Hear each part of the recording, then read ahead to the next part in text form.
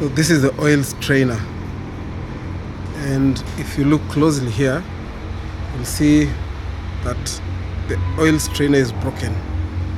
You see, it's broken, and this is not a big issue from outside because will not cause leaks, will not affect how the car is driving, although it's not an ideal situation. But how did we get here? Now, that's a bit interesting. Today I'm not showing you a bad case of silicone use.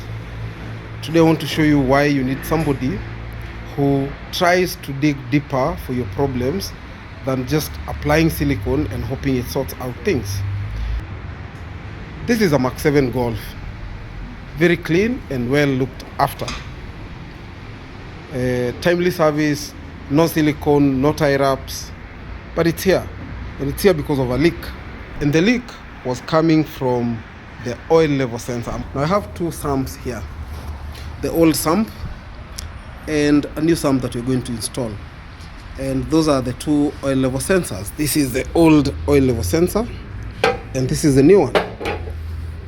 And the oil level sensor sits right there. So when we saw a leak on the oil level sensor, we did not try to apply silicone around the oil level sensor. We tried to find out why the oil level sensor was leaking, and the first thing we did was remove it.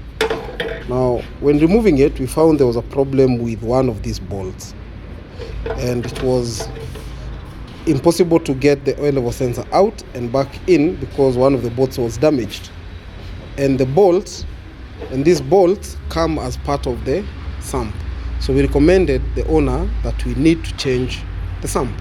Came back today for the sump change, and we removed the sump. But if you inspect this sump properly, you will see that there is a depression here which is not present on the other sump, and you will see that there is also damage around here that is not present on that other sump.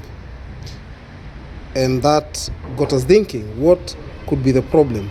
Now, when we removed the sump, we also found that this oil strainer is broken. The sump has never been removed before. You can see there is no local silicone around the sump, but this oil strainer is broken. And our logical conclusion was that there was an impact.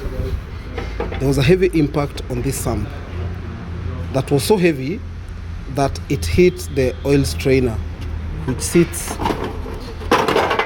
just above here inside the sump. So the oil strainer sits here, and when this impact happened, the oil strainer was hit and it broke. So we are changing the oil sump, oil level sensor, and we are also now shopping for a new oil strainer. But the most amazing part, or the most confusing part, is that this car has always had a sump guard. Since the owner bought it, the owner says it always had a sump guard. And on the sump guard, there is no signs of such an impact. Zero signs of impact. But on the sump, a very distinct impact here. And on the strainer, it's broken. Now, we still cannot explain how there was an impact that evaded the sump guard and made a very distinct depression on the sump,